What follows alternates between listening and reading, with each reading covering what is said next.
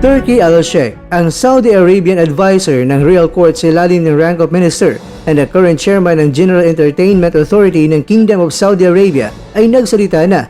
Sobrang prangka at ibinunyag kung sino-sino mga boksingero ang gusto niyang mapanood na lalaban sa Saudi ngayong taon.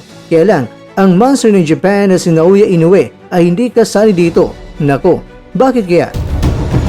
Promoter at manager ni Inoue na si Hideyuki Washi ay hindi na rin nakapagtimpi pa at nagsalita na may matinding pasabog patungkol kay Inoue.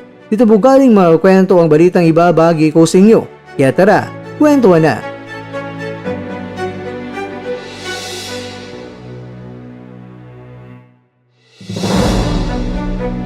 Turki bin Abdul Muhsen Al-Sheikh o mas kilala na si Turki Al-Sheikh nagpanabas na ng mga listahan kung sino-sino nga ba ang gusto niyang mapanood ng mga laban sa Saudi na itinuturing niya ng mga big fights. Una, Canelo Alvarez kontra yan kay Terence Crawford, Alexander Usyk kontra yan kay Daniel Dubois rematch, Tyson Fury kontra kay Anthony Joshua, Ryan Garcia at David Haney rematch, at ang panguli ay Chris Eubank at Conor Benn.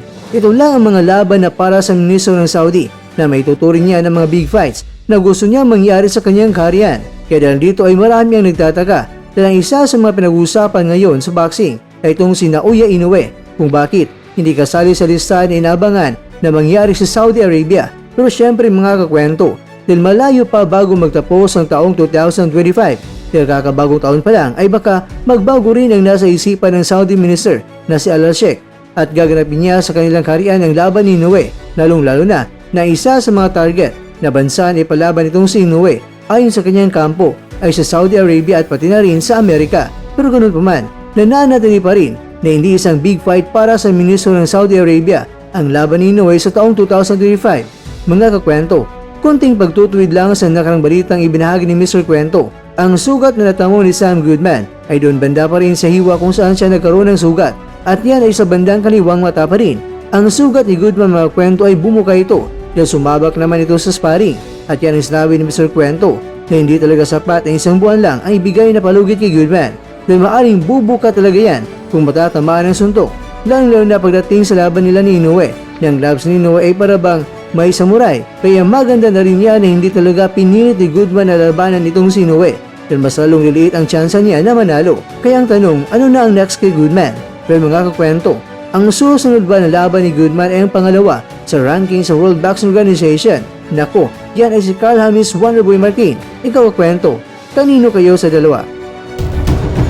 Samantala, ibinunyag ni Iwashi na pati si Inoue ay gulat na gulat din kung bakit hindi na naman makakatuloy itong si Goodman. Pero si Inoue ay biglang nagpasalamat sa panahon ng rank 57 sa buong mundo ayon sa Boxrec at rank 15 sa WBO ang ipinalit kay Goodman. Ayon kay Iwashi, nasa plano na niya na maaari talagang hindi na naman makakalaban si Goodman kaya kinakailangan niyang maganda ng boksingero na reserba. Kaya yun, si Kim Ye-jun ang kanilang napili.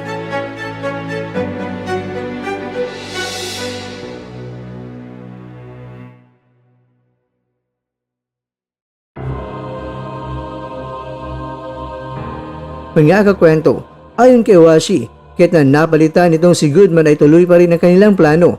Isusunod raw nila ay itong si David Picasso. At ang laban ay gaganapin sa Amerika nila gusto.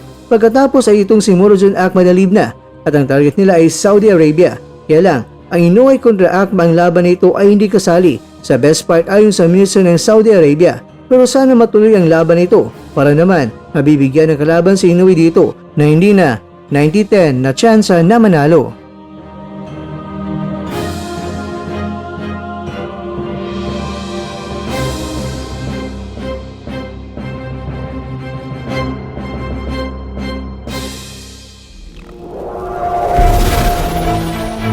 At dyan, nagtatapos ang ating kwento.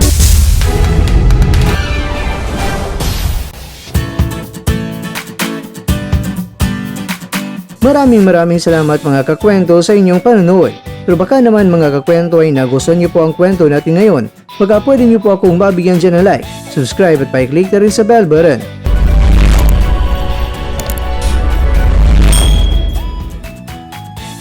Pero bago tayo matapos mga kwento ay syempre, shoutout po muna tayo dyan sa ating mga kakwento. Kay kakwentong Dons Guapugi, kay kakwentong Mario Recamonte, kay kwentong Orlam Nadzola, at kwentong nanonood ngayong shoutout siya dyan. Bueno, hanggang dito na po muna ang ating kwentuhan at abangan nyo na po ating susunod na video. At dito lang po yan sa isang channel na kung saan maaring ito'y mga kwentong di pa na kwento sa inyo.